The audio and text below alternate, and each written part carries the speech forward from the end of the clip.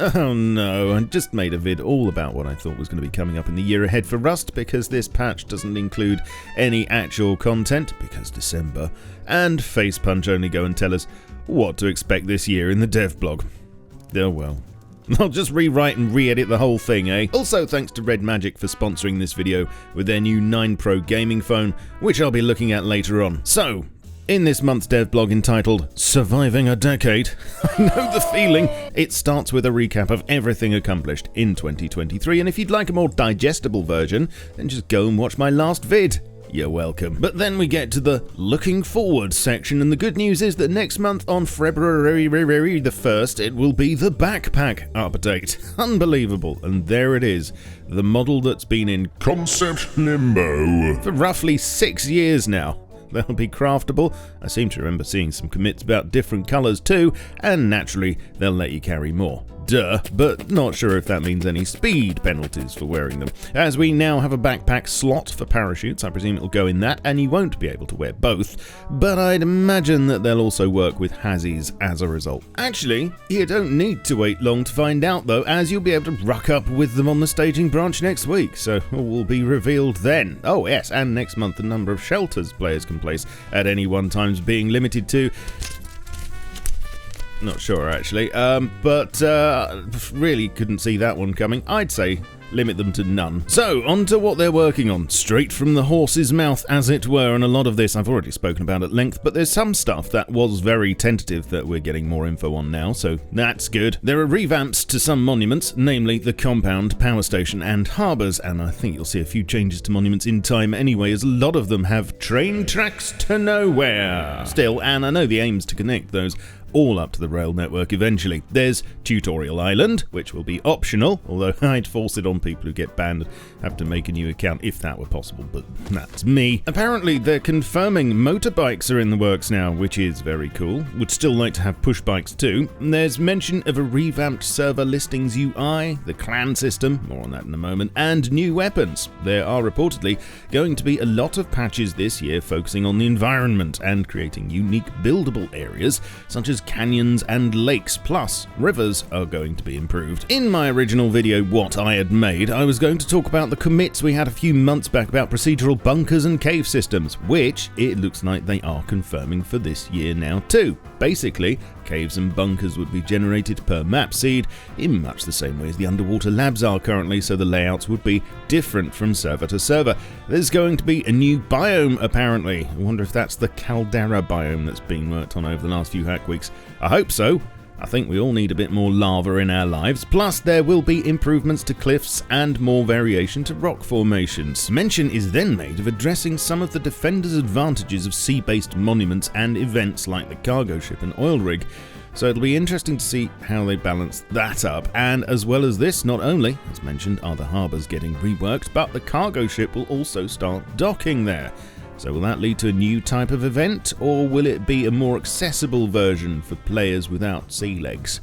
We shall have to wait and see. That's just a small amount of what's being worked on, they say, but then they move on to the sticky subject of performance, which in the short term is going to mean trying to bring down memory usage, with several improvements in internal testing, and that will hopefully release into the wild in a month or two. They're also bringing some new blood into the team this year with a strong focus on improving performance, so no excuses now, chaps. News on pets coming up next, but first, this is the Red Magic 9 Pro, a gorgeous slab of a phone that feels as good as it looks, built to deliver the most comfortable gaming experience by eliminating camera bumps, and feels so nice to hold, you just want to caress it all day long. Featuring the biggest Red Magic battery to date for extended gaming sessions, a larger cooling system which also looks amazing when it's on, and the latest Snapdragon 8 Gen 3 chipset. The 6.8-inch screen has a refresh rate of 120Hz and Gorilla Glass 5. For extra durability, it boasts 520Hz shoulder triggers, 4D vibration, and you can totally customize your gaming experience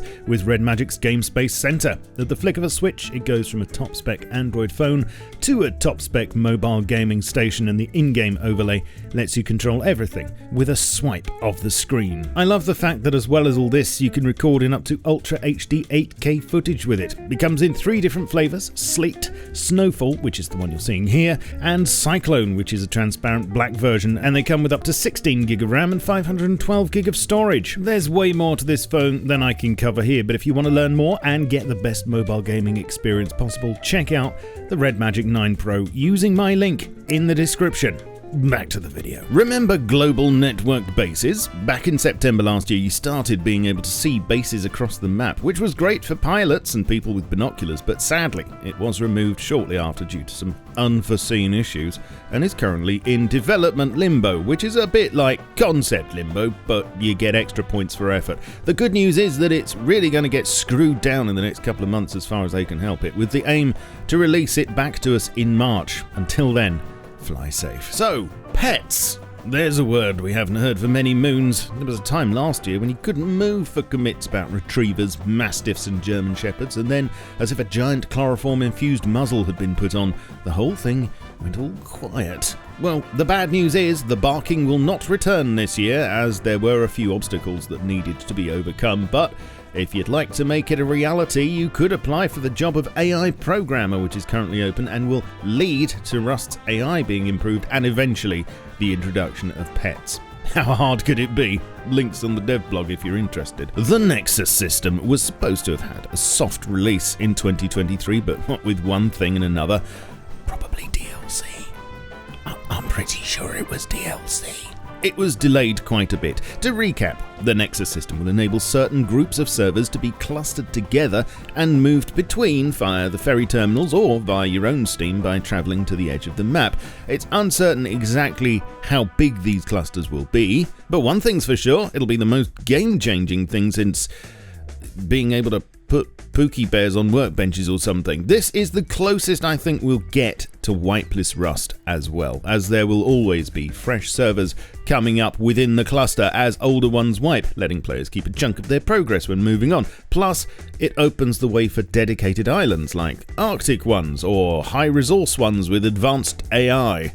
Hopefully mutant chickens or rat animals. Anyway, the plan is to release this in some way this year, and to go with it, of course, there will be the clan system, which will enable factions of players to be organised across said clusters of servers, and one can only guess at the results, although we might be pleasantly surprised. Personally, I think on one hand it will only serve to focus the winning by numbers Zerg mentality, depending on clan size limits of course, but on the other hand it could benefit solos and small groups as they can identify with a larger faction of friendly players straight off the bat. But let me know what you think might happen in the comments, please. Now, night times are not necessarily fun times, and it has been a long, dark journey trying to balance realism and playability whilst trying to prevent players using enhancements to give them an advantage.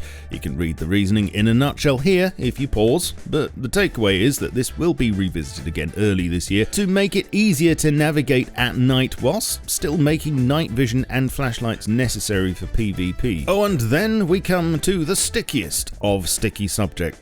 Anti-cheat.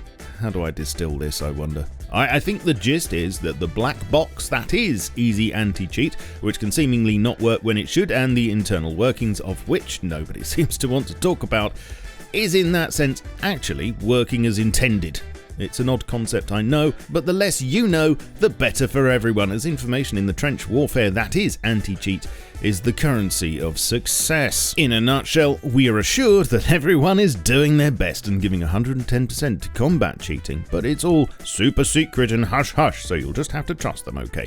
This year, more resources are being dedicated into anti-cheat, apparently, which may or may not mean buying even more biscuits, we're not allowed to say, and exploring some more radical measures which may or may not involve hot cheese, nostrils and a trampoline. Can neither confirm or deny.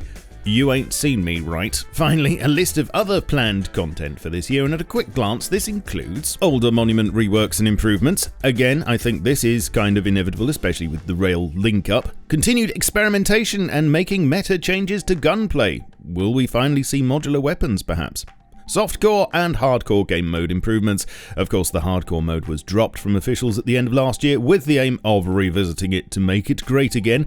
Experiments with progression, improvements to AI, improvements for the patrol, heli, Bradley and cargo ship events, a better world environment and more underwater exploration. Perhaps we'll get that crashed sub-monument one day. Missions, which are a bit lackluster at the moment, you have to admit. The use of data analytics to make sure you're not having too much fun. I mean, to help with balancing and experimenting with new ways and events to encourage players to engage with PvP. Oh, and wait, there were a couple of improvements in this patch actually. Tell a lie, server-side ragdolls were made better and some fixes were applied. You can press F on the map to focus on your position, and long item descriptions will now scroll. Incredible. Oh yes, and I nearly forgot to mention there's a Trust in Rust event happening January 13th to 20th too, with lots of Twitch drops included, and you can see all the details, plus a list of all the teams on the dev blog. But wait, there's more. For now, we enter the realm of speculation, because there are a few things I know they're working on that they didn't mention explicitly in this dev blog. For instance, the elephant in the room, metal detectors. This was worked on heavily over the last month or so, and I think we'll probably see them in the first quarter. It looks like a pretty self-explanatory system, sweeping for items in the ground and digging them up. The main questions will be, where will stuff be found? What sort of stuff will it be? How much of it will there be? And how easy will it be to get permits from local farmers to detect on their land, or will you need to do it at night? Most recently, artist Tom was working on some stuff. In November, he was making assets for a Frontier high-caliber revolver, and I don't know whether this was only a possibility and that the Benelli was used instead, or whether this is still planned to come in at some later point, as all the Frontier stuff seemed to be tied to the legacy bits and bobs we got in December. Also, about 5 months back, we saw a commit regarding a scrap plane, but nothing else has been mentioned since. If it happens, will it look anything like this magnificent plugin I covered a while back? Lol. And how much room will you need for takeoff and landing purposes?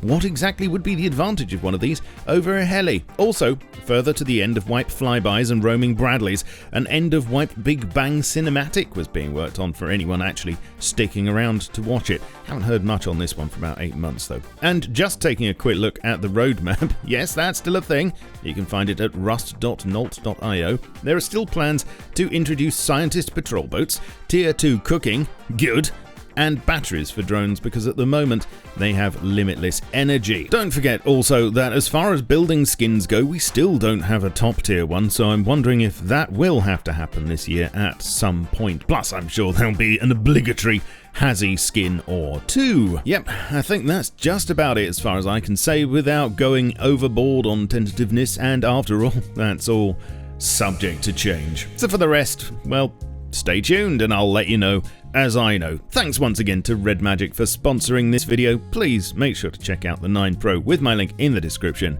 It really helps me out. If you like this vid and would like to sub to me, then please leave a like and sub. You can follow me on Twitch, all my socials, and my Steam group, links are below, and you can support the channel with Patreon, YouTube memberships, and super thanks. I shall catch you all soon, but in the meantime, keep calm and stay rusty. Cheerio. I know the feeling.